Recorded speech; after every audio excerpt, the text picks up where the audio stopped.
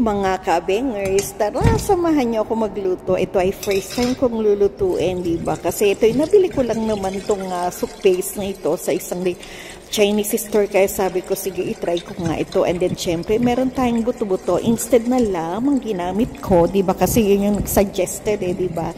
Dahil wala akong lam, ito na nga, pork buto-buto ang ginamit ko, diba? Pagka hugas ko nga niyan, syempre, kailangan nating palambutin na ito, diba? Kaya naglagay na tayo ng tubig. And then, syempre, antay na nating lumambot habang pinalalambot natin, mga kaabengers ko, diba? Ito, kumbaga sa nagdagdag na tayo, diba, ng mga ingredients, diba? Kasi wala namang sinasabi doon na kung ano yung mga dapat, kumbaga soup base nga lang siya, diba? Kaya ito tayo, diba? Napaka-creative ng lola niyo. Wow, creative talaga, ha? Kaya ayan na nga, nagbalat tayo syempre ng carrots and then hiniwa-hiwa natin ito ng bite size, diba? Sinabayan ko na rin syempre ito ng patatas, diba? Or potato na talaga naman po pinalatan na rin natin ng gusto, diba? Wow! And then, syempre, kung ano yung pagkakahiwa-hiwa natin sa ating carrots, diba? So, yun na rin yung pattern natin, diba, mga kaabengers ko. And then, syempre, bukod pa dyan, binabad ko na nga ito sa tubig, diba, nang sa gayon, hindi naman mangitim yung ating patatas, diba?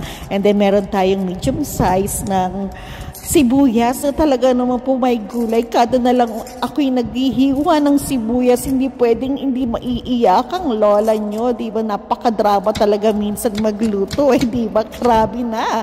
May gulay talaga naman pong ang drama ko, paiyak-iyak pa ako dahil dito, diba, mga kaabengers ko. At ayan na nga, nung kumukulo-kulo na yung ating buto-buto, syempre, kailangan nating tanggalan ito ng mga impurities niya, diba? So, tanggalan natin ng gusto ito na alam ko nang gagaling ito dun sa parang pinaka-adiposa niya, diba, mga kaabengers ko, yung sa fats ng ating ang mga baboy, diba? At ayan na nga, siniguradin nating maging malinis ito. And then, syempre, pagkakulo uli niyan, diba, mga kaabengers ko, sinabay ko na rin sa pagpapalambot yung ating mga gulay, diba? Kasabay na nga yung onion. At ayan, halo lang tayo ng halo, mga kaabengers ko. At ayan na nga, pinakita ko nga, nakalagay kasi dyan lamb, diba? Walang lamb ang lola niya. And then, this is my first time also, na makita itong ating loob nitong ating soup base na yan. So, meron siyang pamintang buo and then ito yung oil niya na talaga naman po, wow, ang ganda ng kulay, di ba, mga kaabengers ko? And then, syempre, bukod pa dyan,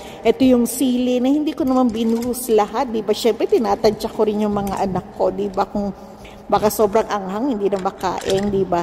And then, ito na nga yung powder, di ba, na siyang nagbibigay ng flavor dun sa ating soup na ayan na nga. May gulay yung amoy niyan, hindi ko masyadong I'm not familiar, pero lagi kong naaamoy, di ba?